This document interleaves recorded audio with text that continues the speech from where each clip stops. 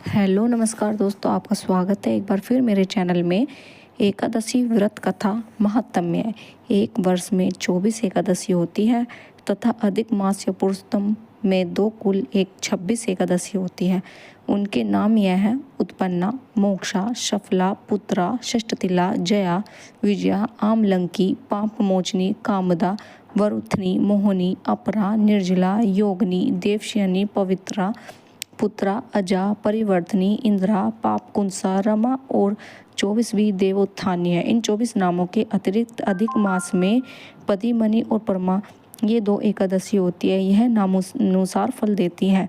श्री सूत जी महाराज ब्राह्मणों से बोले कि हे ब्राह्मणों, इस विधि युक्त एकादशी महात्म्य के बारे में श्री कृष्ण जी ने कहा था कि विशेषकर जो उत्तम जन इस व्रत की उत्पत्ति भक्ति से सुनते हैं वह इस व्रत लोक में अनेक प्रकार के सुख भोग कर अंत में दुष्प्राय विष्णु लोक को पाते हैं। पूर्व काल में श्री कृष्ण भगवान ने अर्जुन के प्रति एकादशी व्रत की उत्पत्ति विधि इत्यादि कही थी।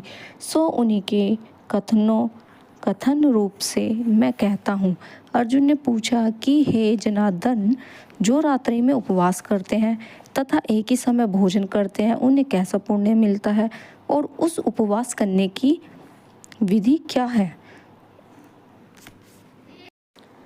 अब आप कृपया करके कहिए। यह सुनकर श्री कृष्ण भगवान ने कहा कि सबसे प्रथम दशमी की रात्रि को दंत धावन करे, अर्थात दिन के 8वें पहर में जब सूर्य का तेज मंद पड़ जाए तथा दंत धावन करना चाहिए और रात्रि को भोजन न करे। पुनः प्रातःकाल चिंत होकर संकल्प करे। मध्याह्न में भी संकल्प पूर्वक स्नान करें। नदी, तालाब और वापी, कूप आदि में स्नान करना चाहिए। स्नान के पहले मृत्तिका स्नान अर्थात मिट्टी का चंदन लगाने चाहिए। वर्ष में 24 एकादशी होती है। यह नामानुसार फल देती है। स्नान करके व्रती पुरुष, पंथी, चोर, पाखंडी, मिथ्या, दूसरों का अपवाद करने वाला, देवता, वैद्य और ब्राह्मणों की निंदा करने वाला और जो अगमिया गमन करने वाला, दुराचार्य, पर द्रव्य चुराने वाला, इन सबों से बात न करे। यदि देवर्त इनको देख ले तो इस पाप को दूर करने के लिए सूर्य को देखे। स्नान के अंतर दर्श नवेद आदि अर्पण कर भगवान की पूजा करे, दीपदान करे। यह सब कर्म भक्ति भाव युक्त होकर करे। उस दिन निंद्रा और मैथुन न करे। दिन तथा रात्रि नृत्य गायन आदि सद वार्तों से बितावें। भक्ति युक्त होकर ब्राह्मणों को दक्षिणा देवे और प्रणाम पूर्वक उनसे अपनी त्रुटि की क्षमा करावे। शुक्ल पक्ष की ओर से कृष्ण पक्ष की एकादशी दोनों धार्मिकों के लिए सम्मान है।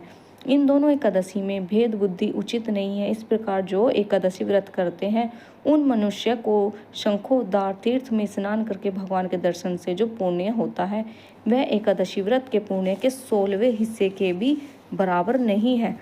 व्यक्तिपात योग में संक्रांति समय में, चंद्र सूर्य ग्रहण में, कुरुक्षेत्र में स्नान से जो फल प्राप्त होता है वह सब एकादशी के व्रत करने से मनुष्य को प्राप्त होता है। अश्वमेघ यज्ञ करने से जो फल होता है उससे 100 गुना अधिक पुण्य एकादशी के व्रत से होता है। जिस मनुष्य के घर में 1 सहस्त्र तपस्वी 60,000 वर्ष भोजन करे उससे जो पुण्य प्राप्त होता है सो एकादशी व्रत से भी होता है।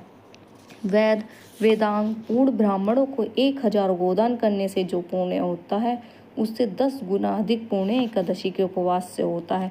10 उत्तम ब्राह्मणों को भोजन कराने से जो पुण्य होता है उससे 10 गुना अधिक पुण्य एकादशी के उपवास से होता है।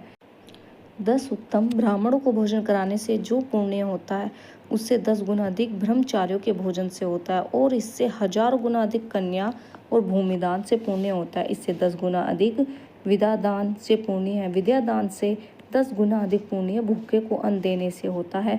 अन्नदान के बराबर और दूसरा पुण्य नहीं है। इसके द्वारा स्वर्गीय पितर तृप्त होते हैं।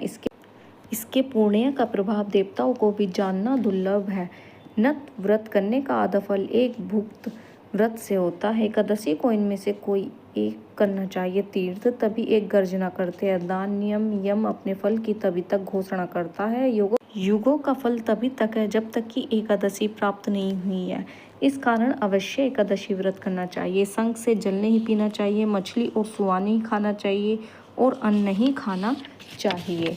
एक एकादशी के समान 1000 यज्ञ भी नहीं।